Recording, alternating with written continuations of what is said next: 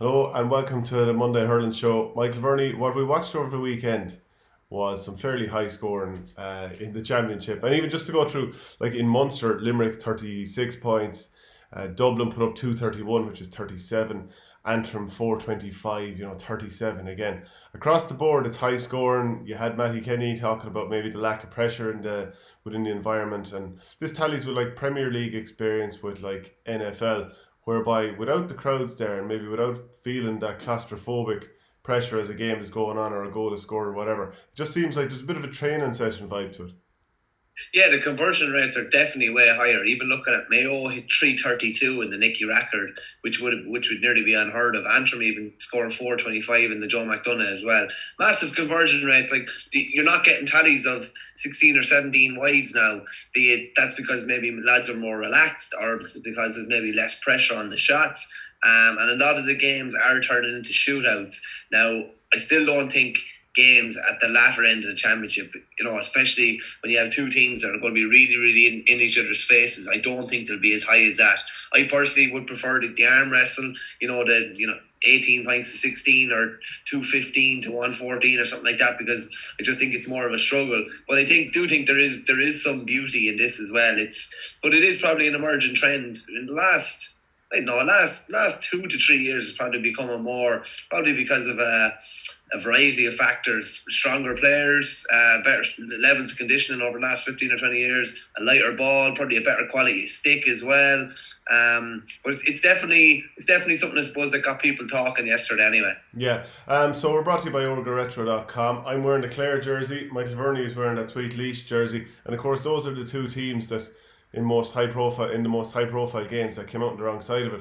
So we'll start out with the Limerick game against Clare. For long stages, this was a fairly close game. Now, I never expected it to be that close or Limerick to be in that much bother. But the way Tony Kelly went to town in that first half, and overall with 17 points, he was unbelievable.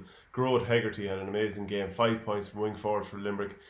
But like Claire, do you think that they were, as Joe Quaid put it on our game, devoid of a game plan in the forward line? I mean, take Tony Kelly out of it. What was the plan? Yeah, it was try and get the ball in around his areas, not necessarily on top of him, but try and have it so that there's going to be ball breaking where he can run onto it. Whether there was much of a plan didn't really look like it. It was probably maybe a bit more agriculture. Even Stephen O'Halloran kind of got a ball there at one stage, and they were just bursting forward. It was more individual kind of brilliance from a couple of lads. Kelly, obviously, in particular. They never really got a ball in near Shane O'Donnell where he could get the ball in his hand or take on his man or anything like that. It was more kind of breaking ball off Kelly, and Kelly kind of hovering around there.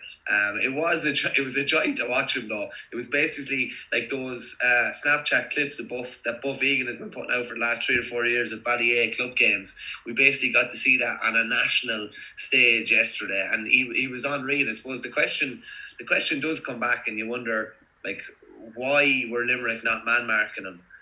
They could have won the game by 15 to 20 points if they'd man marked Kelly and kept them out of the game. And I don't know. Someone mentioned the word arrogance to me, and I think that's a bit strong. But uh, is it arrogance from a Limerick point of view that they think that they don't need to man mark or keep the opposition's best player out of the game? And even Brendan Cummins said it on the Sunday game last night. He said that they'll just stay tipping away, doing their own thing, and that's okay. But what happens if you're playing against Kilkenny and TJ Reid and Colin Fennelly are both going to town? Are you not going to man mark them? It is a strange one. Like, Dermot Burns did a load of hurling in the second half on Tony Kelly, but you still can't let a lad just be hovering around like that. I thought it was a strange one now. Yeah, because to my money, when Diarmaid Byrne started doing all that hurling and Kelly wasn't in it as much, that to me was a case that basically Clare had been fully overwhelmed at that point. They were never going to win the game. They were on the back foot, and Kelly's obviously a hurler who's going to like destroy you if your team's on the front foot and actually winning ball. How he managed to get so many scores, especially in that first half, it's kind of beyond me. And the way I looked at it and tweeted during the game was John Kiley knew he had one job, which was to stop Tony Kelly. And what was the plan? There was no plan. It was just a case of our system will eventually overwhelm him. And before the game, I'd said, I don't think that Tony Kelly is going to end up being a factor in this game. And geez, I couldn't have been more wrong. But I couldn't have planned for the situation whereby there would be no plan for him, because I would have thought it's a case of, right, we identify the main man, and we'll shut him down. We'll have a man marker on him. And then the rest of our team is obviously going to overwhelm Clare. Because Clare are missing so many players. I mean, we saw them lose by 18 points last year to Limerick. And they're down some key men like Galvin, Conlon, Peter Duggan. Podge Collins has gone with the footballers and so on. So yeah, I actually think the fact that John Kiley didn't go and look for a man marker for him in the second half, and even in the first half, is either one of two things. He's always going to line out his team the way he wants it and not swap around their positions if he doesn't have to, because he wants. Yeah. Just on that, Shane, I think that is the key one, that he doesn't want to change their game plan for somebody else, and he doesn't want to maybe move. Move Sean Finn out wing back, and then he's just man marking Tony Kelly, and then they're missing one of their platform from the wing back. It's an interesting. It definitely goes against what most managers are doing. Yeah, because like, to my money, this was one of the big problems with Tipperary for years. I know I was going with Tipperary, but that they would line out their 15, and then you as the opposition could stand there and study and go, okay, Cathal Barrett's going to be cornerback, James Barry's going to be fullback, etc, etc, etc. You always know this is going to be the way the team that lines out, and then you'll go, okay, as in, this is what Micheál Donoghue would have done with Galway. I'm going to put Conor Cooney over in the corner on Cathal Barrett and hit high ball in and try and get a bit of joy out of that. So and maybe put Conor Whelan full forward, who wouldn't be a great matchup for maybe James Barry, just as an example. And I think from that point of view, Liam Sheedy's able to stand there this week if he wants and decide, right, okay, this is exactly where these Limerick players are going to play, and no matter what, they're not going to swap their positions. Now, to be fair to Brian Lohan, I mean, the talk of the divide game plan not being there and what have you, he did find a position for Tony Kelly to exploit the biggest weakness in the Limerick line, which was the full back line. Barry Nash, really good player, looked like a fish out of water at corner back, especially at the start of the game.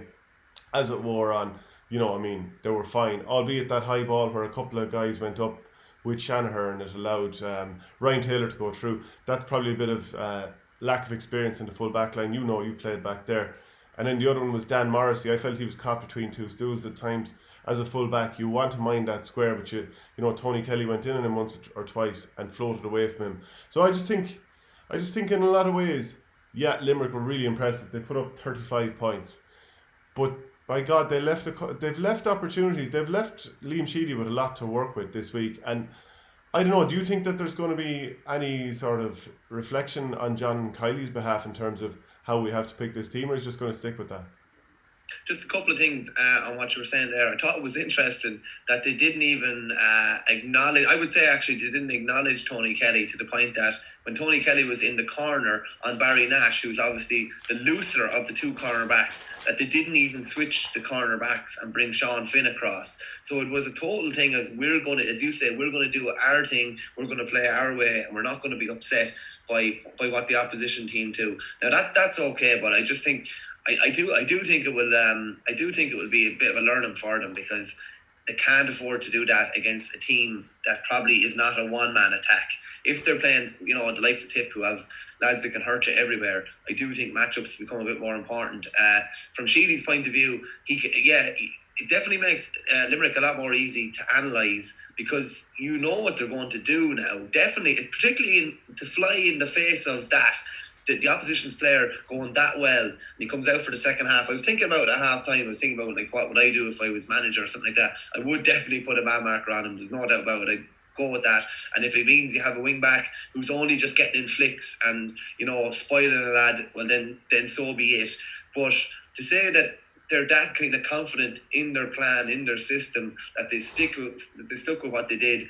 Fair play to them. It's obviously total belief in what they're doing. But it does give Sheedy a chance to think, okay, who am I going to put in? Who am I going to put in there? Okay, if Seamus Cannon goes to the corner, he's not going to be followed by Dan Morrissey to have that big physical matchup. It doesn't look like he's going to be if he goes to the corner. He's still going to be on either Sean Finn or Barry Nash. So it gives him a chance to maybe plot and plan and do what's best for him. Limerick will do what's best for them, but Sheedy has a chance to do what's best for him and maximise the players at his disposal and try and create kind of awkward little scenarios for Limerick. The full back line obviously was a bit of a worry yesterday, and it was it was always going to be. There's no way lads can come in seamlessly. It's so much easier to come in seamlessly in other positions. It's actually no harm for Barry Nash. Him and Sean Finn got caught under that high ball. That it's less likely to happen again because it happened in a high profile kind of a setting. They'll know that they need to communicate better. I thought Nash was good in the second half in that he burst out with a couple of balls. It's always going to take a bit longer to settle in, but Limerick, just the way they were able to switch on at the start of the second half. Like if you went out for 15 minutes at half time and you're Clare man and you're rubbing your hands together and you're thinking, geez, we're in this. And I was even saying to the lads on a WhatsApp group there, Shannon to come on, Aaron Cunningham to come on. They've got finishers now. It's after working out perfect for them. You come in 2.5 minutes into the second half and they're 4 points down and they're totally on the back foot. And that's what Limerick can do to you, in fairness. Everyone up to 10 or 15%, and they were just able to kind of coast home then. Yeah, and I just wonder, is it John Kiley not trusting the versatility of some of the players that he has in the backline? Because do you want Diarmaid Byrnes, for example, going into full backline? Do you want Declan Hannon going into the full backline? Paddy O'Loughlin the same. So I think there probably is, from his point of view, there's a lot of logic to the fact that he's just not going to change it. But still in all, I can't necessarily fully buy into it. And I would be looking at, can I get Sean Finn in there? Does he trust his panel enough to bring in a couple of the maybe little slightly lesser lights that were talked about for the cornerback positions, lads who haven't had that much experience in terms of Aaron Costello, albeit he's 27 or 28 years of age. So I definitely think that that's something to really focus on, and from a Tipperary point of view, not that I'm looking for just on that, Shane, as well, with the two losses from the full back line, he's lost his interchangeability now. Like they could play, Mike Casey could play cornerback, absolutely no problem. Rich English could play fullback, Sean Finn could play fullback. The two cornerbacks could both play the opposite corners. But it looks like now that Dan Morrissey is going to play fullback and fullback alone, and he's not going to be moved out from there. So that gives other teams an opportunity. Can they even put Callan in the corner and get Dan Morrissey to follow him, and then maybe create another mismatch in at the edge of the square? So it'll be interesting to see. But they definitely have lost some of that kind of versatility, and it's almost like they're going to do a Brazil or a Barcelona on it now. They will concede scores, and they know they'll concede scores, but they can put up ridiculous tallies up the other end. Yeah, from Clare's point of view, I mean, there was some of the game plan worked. The Tony Kelly aspect of the game plan, putting him in against players who are not used to playing those positions, that did work out, and he just got some unbelievable scores. But we watched David McInerney play midfield earlier this year, and it worked. But in this game, it didn't. I mean, I'd say he barely felt the weight of the ball throughout the game. And there's a couple of players like that didn't really get into it whatsoever. Lads who you'd think these are going to be key men, didn't work out. I think Cathal Malone did really well man-marking Cian Lynch for long spells. And, coming up to the game, when people saw him name 14, some people were talking as if he would actually play in 14. He was never going to play in 14. But he did pretty well on Cian Lynch, as well as you can do. Lynch was still a bit of an influence. But the Davy McInerney thing... We talked about it beforehand as well. David Fitzgerald going to the forwards with little experience and going playing against a half-back line like that. David McInerney going to midfield. Yeah, fair enough, he played 4 or 5 league games there. But it's a different kettle of fish going into Championship hurling. Going into... They're totally new positions, totally new environments, totally new requirements from you, the direction you're facing the ball, everything is completely different. Yeah, and like we might move on to Chris Crummy playing in the forward line for Dublin as well in a little while. But the Limerick half forward line got something like 12 points from play. Kyle Hayes really came into the game as it went along. I think Tom Morrissey is capable of more than he produced. Now, he still did some good stuff, don't get me wrong, but I think he's able to kick on to another gear for sure. Whereas Grode Hegarty, he's got hurler of the year potential written all over him at the moment. Yeah, like he's like a horse once he starts galloping. He's unreal. It starts and you think he's not going to be able to get away from him, and then these legs start moving and he just goes away. I think Tom Morrissey was caught a bit yesterday, which there seems to be an edict from referees. They're coming down. They basically are not allowed to take more than 4 steps. And he was caught out 2 or 3 times with that yesterday. Barry Nash was caught out with, and there was a few boys caught out with in Crow Park the other night. I think he'll be fairly well warned the next day that there's no taking your 3 or 4 steps and then trying to break a tackle or anything like that. But their half forward line is phenomenal in the sense that how far back they drop back. and they still manage to always be an outlet to score as well when they're going forward. Their use of possession was really, really good. We keep going back to that Limerick-Galway game that we were at earlier on this year, and how they were able to be so slick in tough conditions, and it was the same yesterday. They made it look very easy. There's a point, the Keane Lynch's point was, it's actually a joke when you look at it, like just how quick everything went through the hand. Someone gives a pop pass, Lynch is gone, and they were able to play summer hurling, in fairness, in wintry conditions, which is a testament to them. I think we kind of flagged it beforehand. I had a good few people getting on to me on Twitter, kind of been passive aggressive before the game, saying sure there's no point in Clare showing up, and sure according to this clown from Offaly they're going to be bet, nearly a point a man or whatever. But the game did turn out kind of as we kind of thought it would, in the sense that I thought it would be reasonably tight, and I just thought Limerick could hit another gear in the second half, as they did. I probably didn't think it would be as tight as it was up until a half time, but yeah, in fairness to Clare, just there was a lot of guys just trying to learn on the job, learning new positions there. But there was a lot of lads that did really, really well too. In fairness, like Ryan Taylor have really, really limited the ball. Like I didn't even know Sean Finn was playing in the first half, just because the ball never seemed to go near their corner in the first half. He got a couple of chances in the second half, and he took them, in fairness. And listen, it's going to be hard enough if a team shuts down Kelly, as I'm sure everybody is more than well warned now. Where are the scores going to come from them, really? I was surprised Aaron Cunningham was in so late. A goal threat. They were going to need goals to win that game. Aaron Chaniter was never really able to get into the game at all. Didn't really feel the weight of the ball from play. And the losses that they had really kind of came back to roost near the end, where they just didn't have any options.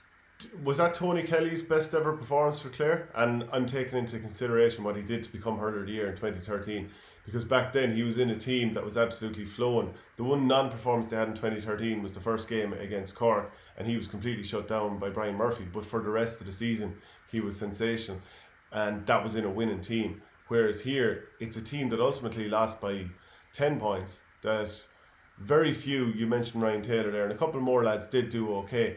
But in a general sense, most of their players were shut down from a creative point of view. He's not necessarily getting the ball put into his hand all the time, and he goes and produces something like this. So I think it probably has to be up there for his best ever performance.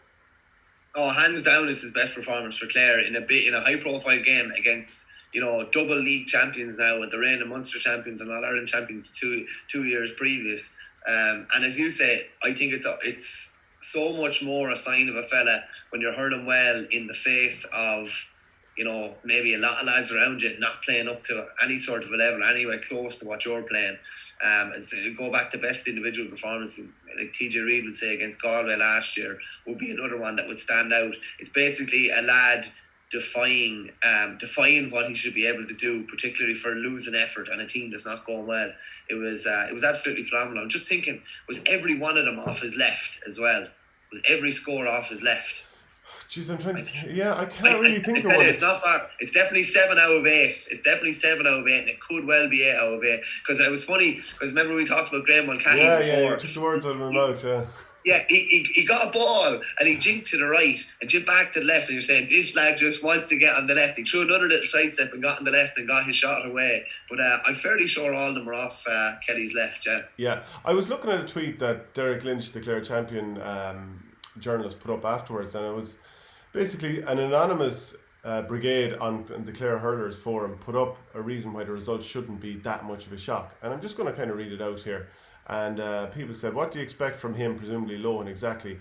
He has the job less than a year, lost 5 months of preparation due to COVID, lost 4 All-Stars from the past 7 years, including his captain, and that doesn't even touch on the rest we've lost over the last 2 or 3 years. Has 5 years of all underage to work with. He has had little time to do anything, realised he had a big problem in recent challenges, getting hammered by Kilkenny, for example, and had to rectify that. He was on a hiding to nothing with a team now fundamentally in transition. Make no mistake, if you're expecting us to beat Limerick without some miraculous intervention, then you've been away in your own world for 2 years. This Limerick team is serious. They've 2 leagues won in a row, are Munster champions, favourites for the All Ireland. We're not in that league in terms of ability now. Long road ahead. Is there much of that you disagree with? No, I'd have to totally agree with a lot of it, to be honest with you. I don't know, were people going back to tradition when they were kind of having a go maybe about why this should be tighter and that, but all facts, I think when you put all facts out there and all personnel that they have or don't have out there, I think there was only going to be one result. From a Clare point of view, obviously Kelly was, absolutely lit it up, but it was a good performance from Clare. Considering I didn't expect it to be that high a performance for 45-50 minutes, being honest with you, and to be still somewhat in the game with 10 or 15 minutes to play. So I think there's a good bit that they can take out of it. There's a lot of debutants there, like Rory Hayes has played a bit of championship, Stephen O'Halloran has played a bit of championship, Ever Quilligan, it was his first game. He got pulled 5 or 6 times. I always think it's funny as well, things that were pulled in the first half that weren't pulled in the second half. He was pulled about 4 times for quick puck outs in the first half, and then once the game loosened out a bit, he could kind of do what he wanted with the puck out, which I thought was funny. Yeah, but isn't the puck out thing, if you know that you can take a quick one if the referee doesn't have to write down a score, whereas if it's a wide, you're more likely to get away with it. So he should know that himself. It's a nice first rodeo. No, that's true too, yeah. And it's just, there wasn't too many going wide. Nearly everyone was going over the bar. So Fergal Horgan kind of had to put a little tick on it as well. I thought he was very finicky, I have to say. But that's nothing new. I mean, he's very big on the technical fouls. We've always sort of seen that. So teams nearly need to. I don't know if we've always seen that, Shane. Well, I remember going back to the 2017 All Ireland. The 2017 All Ireland, even going back to that, he was so finicky on steps and technical fouls in that game. The reason I remember that is because I was going on about how you can sort of half pull and drag a guy and he won't give the free because it's not quite a free, but he'd do you for steps at the same time. Now I think he's a really, really good ref, to be honest. But I think he's always been big on technical points is what I'm trying to drive at. There's obviously an edict coming from the Referees Association as well about anything. The hand pass can't be anything other than normal hand pass here. If it's overhand or anything like that, everything was been pulled the other night. They were been pulled in Crow Park. Like even if you're doing a proper hand pass from up here, it was being pulled as well, which I just think is strange. There's obviously certain things that they're been told to clamp down on. Definitely steps. Definitely leaving this hand in was pulled so many times. How many times did you see Horgan's hand go up for advantage? Anytime a lad encountered any bit of resistance like that. But for any teams that weren't playing at the weekend, they have a fair idea of what they're going to be blown for and what they're not going to be blown for from now on. Yeah, I'm just consulting some of my notes. Obviously all journalists will make notes during matches or what have you. But in the first half, Limerick created 22 chances and scored 15. Clare created 20 and scored 15. So they both scored 15 and very similar in that sort of trend. Obviously, one team hugely reliant on Kelly, Limerick far less so on one man. Second half, you're looking at 15 chances for Clare once again, scoring 1-8, and twice as many chances created by Limerick. They scored 21 out of 30. Over the course of the game, Limerick created 52 scoring chances. I mean, in so many ways, I mean, that speaks to the fact that the behind closed doors game, the training match feeling to it, but Clare allowing that many chances to be put up on them, and even I probably Limerick aren't going to be delighted to have 35 scoring chances against them either. But to have that many scoring chances put up against you, I think it's not great. By the way, a word for Will O'Donoghue. It's not like he dominated the game, but very quietly he contributed. He set up 4 scoring chances fairly early in the second half, and he was on fire.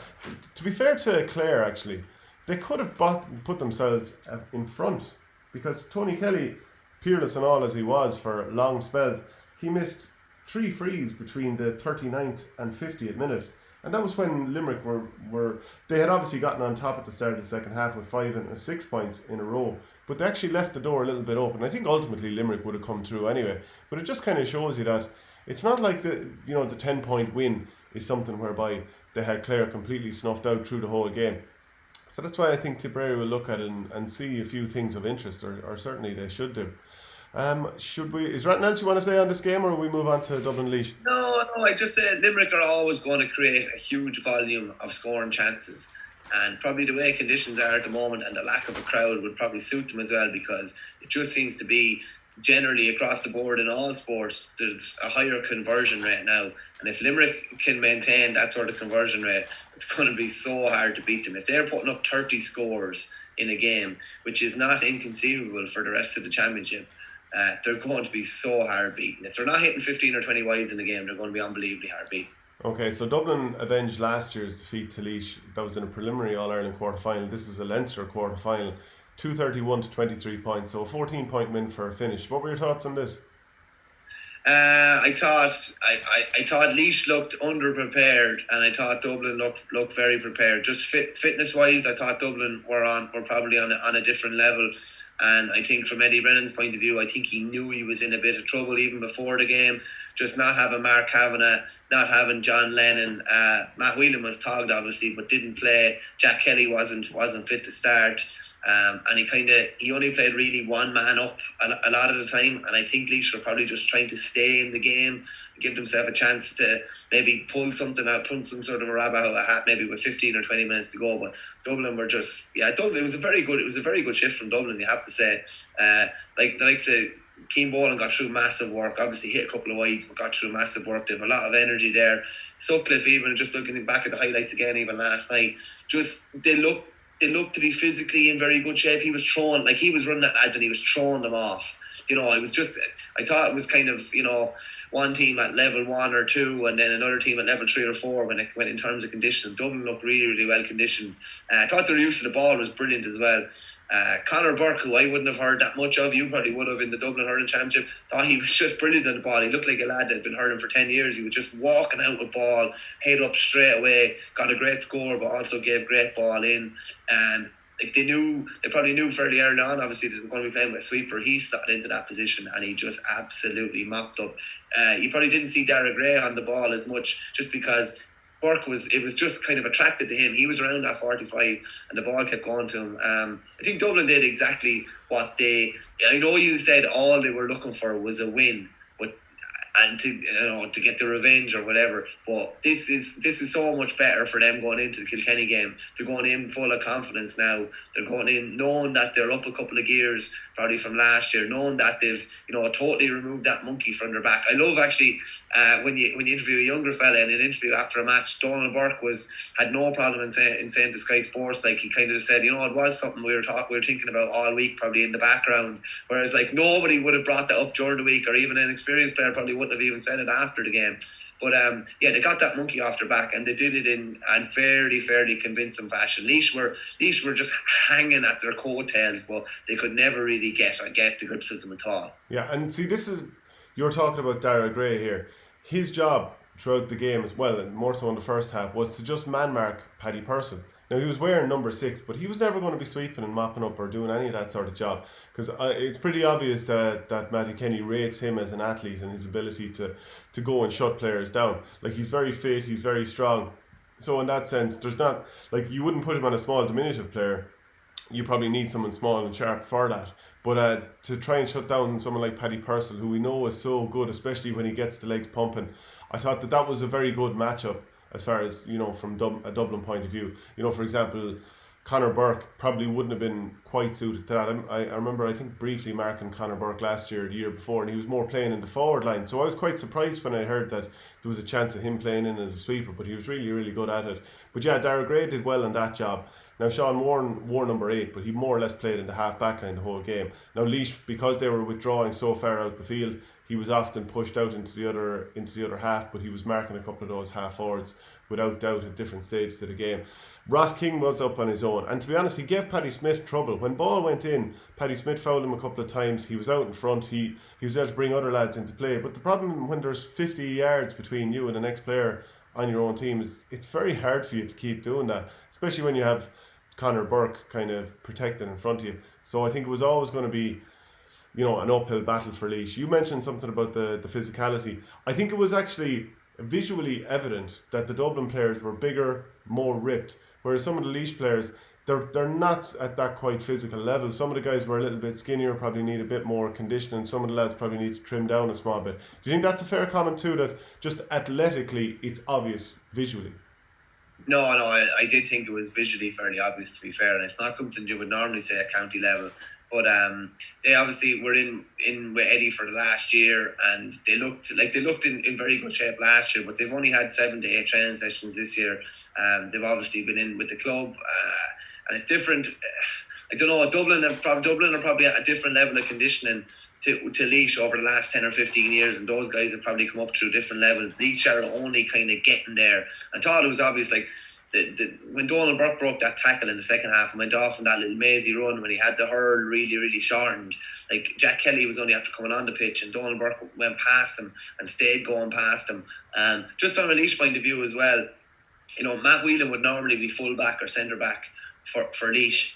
They obviously didn't. They didn't put him in the other night. Obviously, the wide open space at Croke Park maybe wouldn't have suited him as well. But I definitely think an experienced player like that would have met Donald Burke coming through in the first half.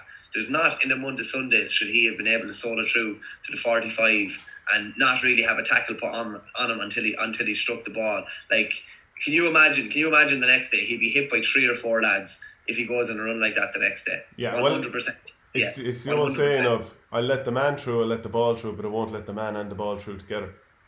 So that will not happen. Like, from Donald Burke's point of view, he's a fairly marked man now for the next day. But we've seen like glimpses of that. There was a score he got with DCU earlier on this year in the Fitzgibbon. It was an absolute joke of a score. He scored from nearly his own half off that left side again. And what I love about him when he gets the ball is how quick the strike is. The strike is so quick. And actually, I hadn't really noticed it before. Maybe I had noticed, but I was only kind of conscious of it the other night.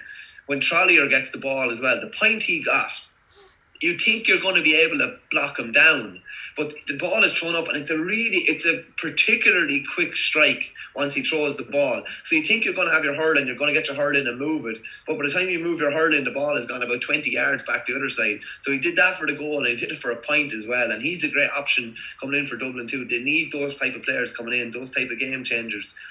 Rush probably won't start, I'd say, but he could come in. Shute could come in as well. So all of a sudden they have a good few options now coming into the Kilkenny game. Yeah, and Tomas Connolly was definitely a trusted lieutenant last year. He was on the bench, but he didn't come in. Jake Malone, he was coming in as a sub. So it was very interesting that Matty more or less decided, I'm going to go with a newer team. Like, it was a very fresh team, I have to say. And as much and all as that worked against Laois, there's a chance they could be walking into an ambush against a Kilkenny team that'll probably be slightly more seasoned.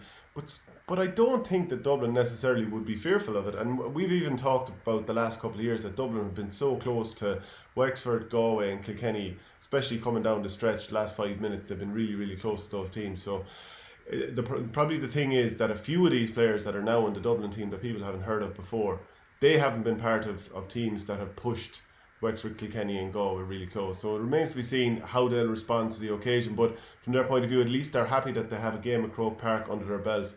And the issue that almost every team is going to have this year is not knowing exactly where you're at. So for Matty Kenny, he said afterwards that they tried to organise a couple of challenge matches, but the level 3 lockdown that came in Dublin a little bit earlier meant that they had to be cancelled. I mean, Limerick, for the first half of their game, there was an element of blowing out some dirty petrol. I'm sure it's the same for Laois, same for Clare. And the teams that are going to enter the competition this weekend, for example, Tipperary, Waterford, Cork, all. But like especially for Kilkenny and Tipperary, they're up against teams that have already had a chance to blow out the dirty petrol. So there might be a slight little advantage for Dublin there. I would say there's an advantage for Dublin and Limerick in that respect as well. Freshness is one thing, but when you're coming into a championship game, freshness against a team who has a week under their belt. Like, I'll put it to you this way, the Limerick lads and the Dublin lads this week, they'll be still probably a bit sore today, but they'll be getting back recovered. There's nothing like having that in your legs. There's nothing like having that kind of a championship game, that 70 minutes in your legs. So I definitely think I don't think it's a massive advantage, but I definitely think it is an advantage of sorts. Just that, you know, the way you can be kind of too fresh and too eager almost, they have that kind of bit of residue in their legs now, and I just think they'll probably be in a small bit of a better place next week. Neither of them picked up injuries too, crucially. They got through 2 championship games without picking up any injuries, so they're going to have the same deck to pick from for next week. And I think from Matty's point of view, like, there was no Colin Keeney in the 26. It's a very quick turnaround to be bringing, like, if he wasn't in the 26, for Saturday night. It's a very, very quick turnaround to all of a sudden have him in the team or anything like that the next day. I don't think he will be playing. But just saying, with the turnaround, it's not like he can ease lads in. You can't really. It's very, very, very, very quick. So I do think the game under their belts will definitely be a bit of a help. But they're stepping into a whole different world of pain next Sunday. Yeah, and we'll preview that on Thursday. But I think it's as I expected. He went more with pace than he did with size. I mean, he could have loaded the forward line with big men. He could have put in Rush. He could have put in. Well, he did say Keeney and I think David Tracy have groin strains. Or sorry, Paul Ryan and Keeney and Tracy have groin strains, and Keeney has some sort of a knock. He didn't really elaborate on that afterwards. But he could have gone with bigger men. He could have gone with Mark Schutte and Liam Rush in the forward line. But he's moving more towards pace, and I think he'll keep the course on that. But in the half forward line, Chris Crummy was in the half forward line. He ended up with a few scores. He did look to pass the ball off at times as well, which I thought was good. At the same time, you can see he is a guy trying to, get himself used to the forward line, so it definitely wasn't perfect. I think Keane Boland, absolute star turn in the half forward line.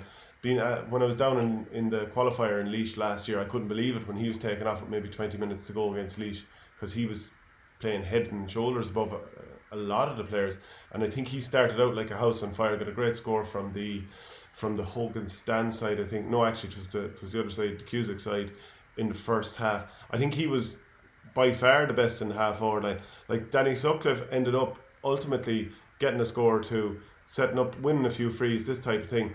But I tweeted it during the game, and having played against him many times over the years and watched him, I know the talent that he is and what he can produce. But I think it was too many commentators are just saying, oh, he had a great game, he was hard. So he was incredibly frustrating to watch. I mean, rather than just playing the simple ball, drawing a man, popping it over, or, for example, he's always looking to, can I score this way? Then can I score that way? Okay, fine, I can't. Now I give the hand pass off. Or running at, he's always looking to go through a man, take a man on, when there's simple things there for him. He can just create scores, whereas Keane Boland is just like, okay, I'll make a little dart, I'll stop it and hand pass it on to a guy for a simple score. So I wish Sutcliffe wouldn't complicate things so much, because he clearly has pace, he has speed, he can score. Just play more simply and you'll end up creating scores, and because of that you'll end up getting more scores back too. I just found that a little bit frustrating to watch. I tell you what I found frustrating was that ridiculous trip. That basically makes the whole, that, like you talk about black card arguments, if that sort of thing comes into the game, we're in massive trouble. Number one, it was like horribly dangerous as well. Like terribly dangerous. Like he could have absolutely, was it Patrick Purcell at the time? I can't remember who it was. I think it was. So. He could have absolutely mangled him. It was an awful tackle.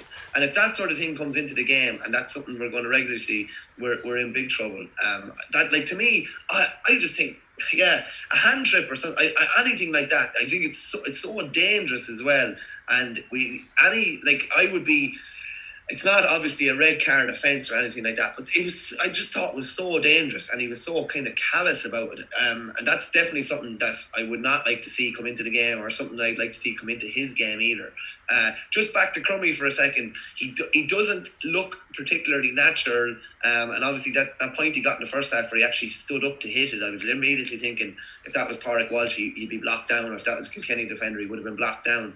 But he is very, very effective, because generally he wants to do the right thing with the ball every time, and to have a selfless player like that in the forward line, who's quick, he's athletic, he's strong, he's decent under a high ball.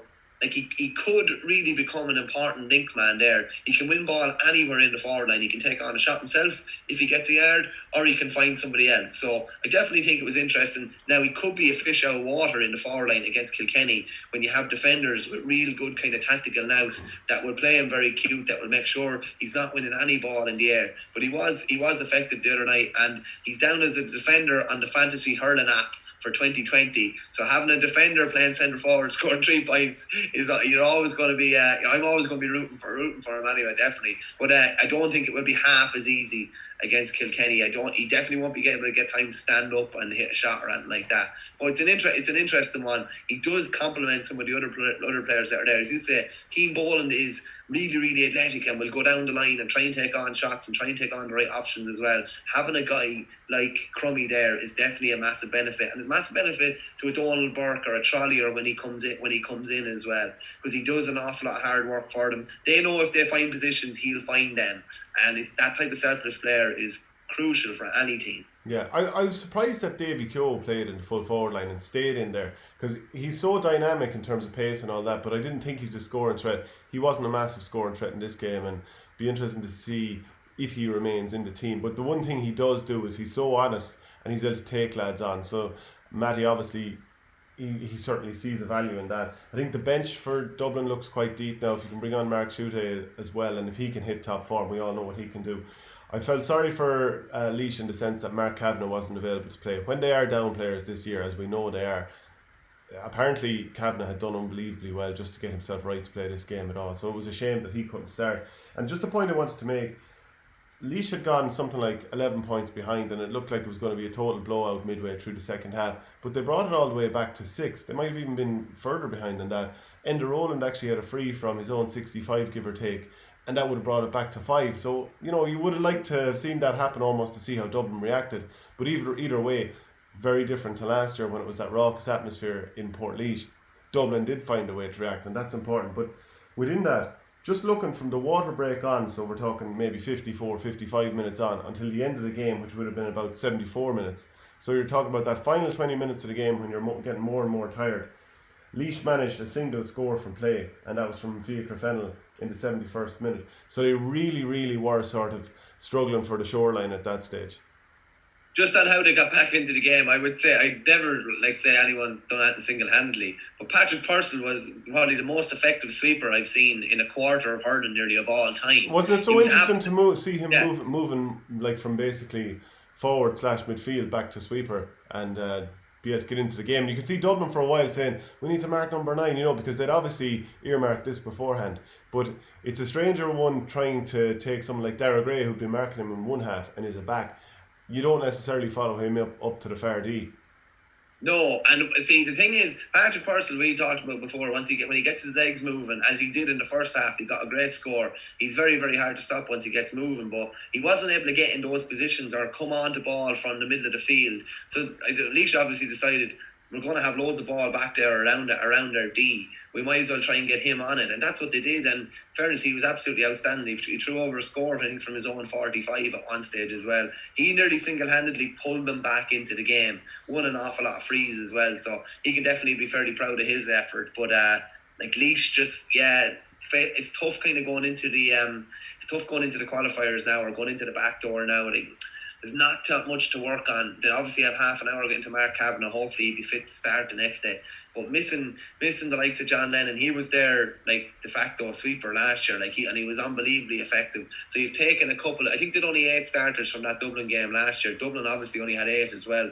But at least you wouldn't have expected such a high turnover, and they just can't afford. Dublin have lots of guys that they can bring in, and almost interchangeable, whereas Laois don't have that same strength and depth, and they really suffered from that the other night. There was a lot of guys kind of getting their debut, and it was a kind of tough debut for a good few guys. I mentioned Meagher Fennell in the build-up. He's a cross-country runner, as I said. His hurling is probably maybe not up there where it needs to be, but I thought he was exciting enough at times. He was travelling with ball really, really fast. He gave a lovely ball onto Jack Kelly for a point in the second half. But they're going to probably struggle through the qualifier. There's no point in saying any different. Yeah, we'll move on to the Joe McDonagh. In the first round, Kerry, they beat Meath 120 to 13 points. And Antrim, they hockeyed Westmeath for a finish 425 to 115. And it gives you an indication of where Westmeath were at, that Shane O'Brien had to call his selector out of retirement. Brendan Murtagh has obviously been a brilliant player for the Lake County over the years. But to bring a 37-year-old more or less in out of the cold to play championship for you, it gives an indication that maybe they're not at their strongest. Yeah, it definitely does. Obviously, they lost Killian Doyle. He's over hurling over in London at the moment. He'd be one of their best forwards. And just say, Brendan's obviously been lighting it up in the club championship with Clonkill for the last God knows how long. But the fact that he's that he's back playing counties was definitely a surprise. I actually only realised it this morning.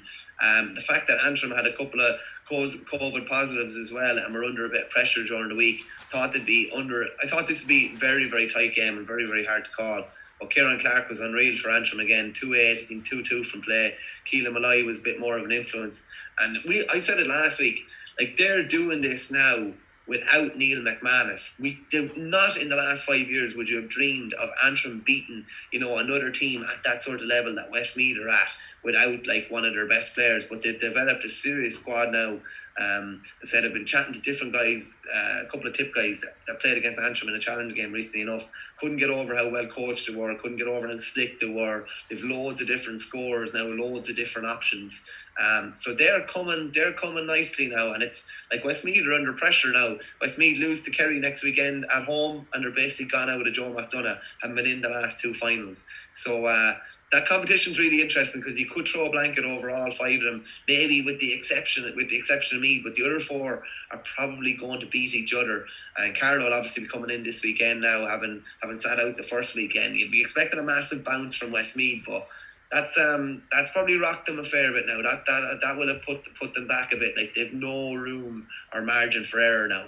Yeah, and it's seen the likes of Conor McCann score 1-3, Keelan Malloy got 4 points from play. This Antrim team seems to be building, and it's probably, we don't have the eyes of the country watching them, and that's obviously an element of frustration for people who are involved in Joe McDonagh, that there isn't that much coverage.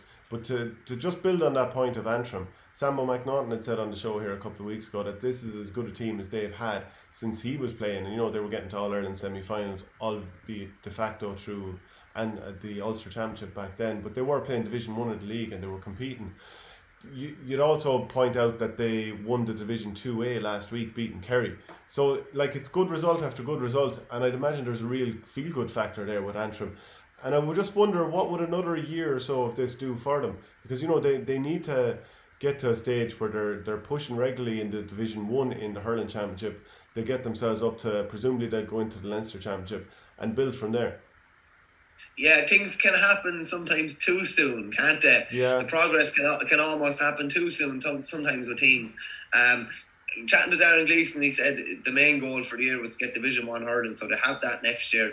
They're definitely going to be there or thereabouts. Definitely going to be there or thereabouts with regards to Joe McDonagh in the cut and thrust of it all. Probably Carlow, if Westmeath can bounce back, they're probably going to be the other two there that are contesting. Just on the coverage point, I think it was interesting. Darren Gleeson said to me last week he was giving out that there was only 5 seconds of coverage on Alliance League Sunday, which there was. And it was just a result call out of the Division 2A final, 2B final and the 3B final. Mick Fennelly just had a tweet up this morning there, the Offaly manager, said serious performance from Antrim yesterday, missing a few key players after last year's upset. Dublin and Laois, I thought there would be more footage promoted of the Joe McDonagh. Doesn't look like that's the way it's gone. For whatever reason, there was favouring Division 3 and Division 4 games being covered rather than Joe McDonagh Cup games, and there's obviously only going to be 2 of them every weekend, so it's not a massive outlet. You're not going covering 5 or 6 games. But I have said it over the last couple of years, if there's more eyes on it, it's a brilliant competition. I saw a couple of games last year, a couple of games that Offaly were in, and even a couple of games that Westmeath were in last year. They are brilliant games, and they deserve a bit better than that. In all fairness, just to have a result read out for a secondary championship, is the Stapleton Cup just going to get results read out? Probably not. They're probably going to get coverage of some games. So there's absolutely no reason why some of the Joe McDonagh Cup's games couldn't be getting coverage as well. Just a minute or two, just to let people actually know. And I'm not saying anybody needs a pat in the back for committing to a county or anything like that, or it's not about seeing your name in lights or anything like that. But it's just probably a bit of fair play for those counties that are involved there. Would counties ranked 15 and 16 in football expect to be getting coverage? Yes, they would. Some coverage. So there's no reason why hurling counties ranked similar numbers shouldn't be getting their coverage as well. Yeah, I'm sure it's to do with financial constraints, even editing time. Most counties now, I'm sure, or most games are getting streamed somewhere at this point. So you'd imagine the footage is there, but try and turn it around in times for League Sunday, maybe that's part of it. You need a professional setup with each of these, because if you just put up a clip and there was no commentary, people would be giving out about a lack of commentary and that you didn't pay it the respect it's due. But I do accept that. I mean, it's just in the hurling side of things, because you do have that demarcation line of this is the senior championship, Liam McCarthy level, it's nearly easy to cut it off there. I'm not saying that's the right thing to do, but I'd say there's probably a few factors and they just weighed it up and decided, okay, this is where we'll draw the line. But certainly, if it's your county or my county, you do want to see more coverage of them. But speaking of your county, Offaly didn't play this weekend, and Michael Fennelly is still a little bit unsure as to why they were treated differently to other counties. They had a COVID case, and 25 players, I think, were believed to be close contacts, so they couldn't fulfil their fixture this weekend. Offaly and Sligo they both gave away the walkovers for this. But the game that did go ahead saw Wicklow beat Roscommon 2-19 to 3-14. So a good start for another county that you lined out with. Bad weekend for Offaly, good weekend for Wicklow. I think Wicklow were 2-14 to 5 points up, like 15 points. They're thinking the game is over. Roscommon made a massive comeback, got themselves back into it, and it was kind of squeaky bum time near the end, in fairness, because if Roscommon had got another free or got another goal, they would have won by a point. Christy Morehouse hit 2-9 for Wicklow. He was kind of kept their noses in front the whole way through. Just on the Offaly thing, there's an awful lot of confusion in Offaly about what actually happened. Like, unless Offaly trained in a phone box, which they definitely didn't train in a phone box, I just cannot get my head around how 25 players were close contacts and needed to isolate. It just doesn't make sense. I suppose the timing of it all, the fact that it was relatively close to the game, made it very, very messy. But this didn't happen with any other club or any other county so far. So it does look like they have been treated differently, and they're all back available to train on Tuesday night. They go into the back door now. But listen, maybe it'll focus the minds even more. They have been off training for the guts of a week. They've no trap door now, so they've no excuses now. They just have to go and win all their games and try and win the Christie Ring. But just people back home just saying how big of a disaster it was, and if they were to lose or anything in the next couple of weeks, it'd be an absolute disaster of a period. That's coming from our minors having a great win against Laois, and the 2020s having a real comprehensive win against Westmeath. So yeah, it was just a bad weekend and an awful lot of confusion going around home as well. Just in Nicky Rackard, was surprised that Longford really put it up to Donegal 2-13, Longford 1-14. The Donegal boss Mickey McCann called for improvement, which you'd definitely be expecting after that. They had goals from Richie Ryan and Ronan McDermott kind of got them through in the end, but they were missing. I think Danny Cullen was missing. Declan Coulter went off injured. Davin Flynn and Pádraig Doherty, they were injured as well. They're expected to be back over the coming weeks. Still probably make Donegal probably favourites to win the Nicky Rackard, but their manager just said, we've been training at a higher intensity than the game is played. We had too many mistakes. We weren't clinical enough. It's not enough if we're going to try and win the Nicky Rackard, which they won a couple of years ago. Just a couple of other Rackard Cup games. Mayo, we mentioned earlier, put up a huge score, 3-32. Monaghan 2-10. Shane Boland scored 12 points for Mayo, and we've Carl Freeman, who famously did that marathon earlier on this year, going around his garden, solo on a hurling ball. Must have had vertigo by the end of it. He got 2-1, and the other result then, Armagh, who were beaten in last year's final, they beat Leitrim, who won the Lory Mar, beat them 121 to 12 points. And then in the Lory Mar, an upset, to be fair, Fermanagh 3-10, Loud 115. Would have had Loud as favourites going into this, but it's kind of a bit of a smash and grab at the end, a minute and a half into injury time. Fermanagh captain John Duffy fired a Rathman shot to the net, and then Sean Corrigan got a score to set up a massive smash and grab. So Fermanagh are basically, not essentially, but by winning that game, they're nearly in the final already. But Loud need to win their game, obviously, to get another crack at them. But loads of games, and just one point I'd like to make, Shane. There is a sacrifice being made by players, officials, umpires, everyone, for our kind of viewing pleasure over the weekend and over the coming weekends, and I think it does need to be lauded. There's obviously probably some hard decisions being made by players. Maybe they're isolating for a while, they're staying away from older parents or grandparents, things like that, and it obviously wasn't maybe championship as we know it. Maybe it will turn into championship as we know it over the coming weeks, when you have maybe some of the teams chasing All Ireland's coming up against each other. But it was great to have it yesterday. Great to just be able to sit down and enjoy that and have like WhatsApp groups hopping with different things, or what do you think they should do here, what do you think do there, messages flying through from the parents and that, just about watching the game, or what did you think of this or that, because I don't know what a lot of people will be doing without it. Yeah, well look, there might have been heavy enough defeats for both Clare and Laois, but I enjoyed being at Croke Park for that game on Saturday night, especially when the game got a little bit tighter.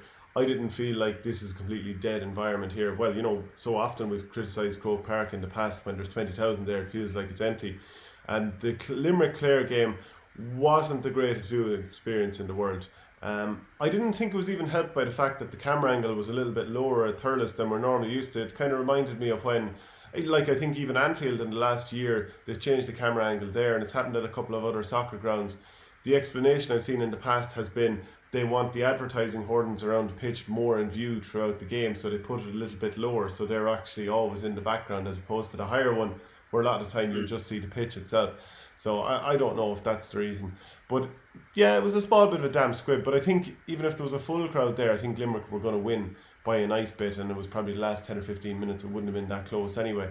But I'm still glad to have it. And I'm just hoping that we're not going to get a situation where like a team is going to get knocked out of the championship because they couldn't field a team due to a COVID case and maybe 25 players like with Offaly, they were considered close contacts. Because if Offaly didn't have a back door, they're gone out of the championship through no fault of their own. They didn't even get a chance, and Michael Verney I'm sure he's put in a big effort throughout this year, and as every manager has across the board. But in his situation, if they had to get knocked out, have not actually even had a chance to field, that would have been quite something. But John Horan did say a while back, there's always a scope for moving into January and February if things play out that way. But I don't think early rounds of the championship will necessarily hold up an entire competition. So you might get a situation where one or two teams get dumped out through no fault of their own.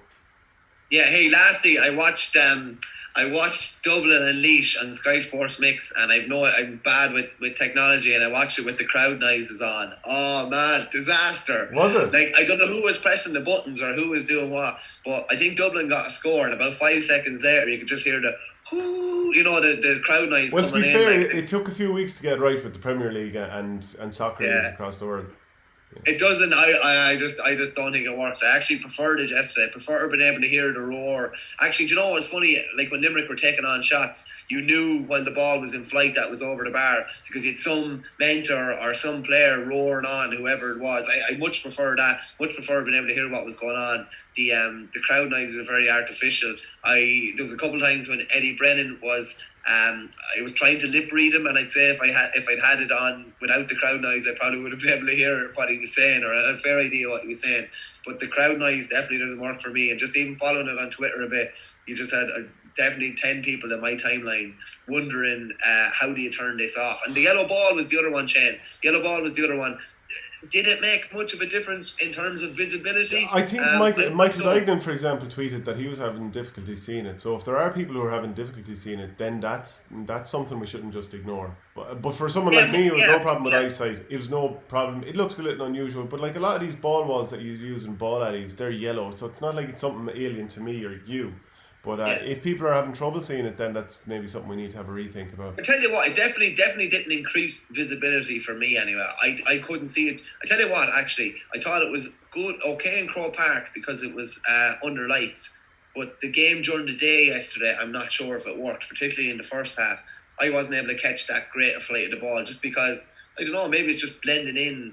Once the lights started coming on and it started getting a bit darker, maybe I was able to start to see it a bit more. But listen, that's something we're going to have to get used to. It's a small price to pay to be seeing games going on anyway. Yeah, okay. And we're brought to you by orgaretro.com. Don't forget to go to the website and put in the promo code OurGame if you want to get 15% off. Thanks very much, Michael. Cheers, Shane.